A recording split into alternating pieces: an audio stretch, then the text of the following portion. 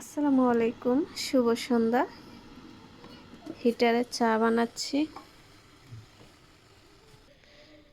পানিটা গরম হয়ে গিয়েছে, এখন চা পাতা দিয়ে দিচ্ছি পরিমাণ মতো।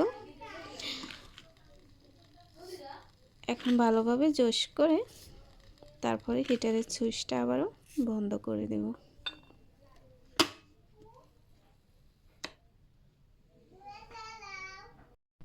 হিটারে চা বানাতে গেলে একটা সমস্যা, একবার বন্ধ করতে হয় আর একবার চালু করতে হয়, তা না হলে পড়ে যায়।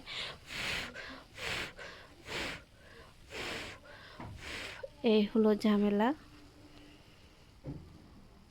এভাবেই চাটা বানাতে হয়।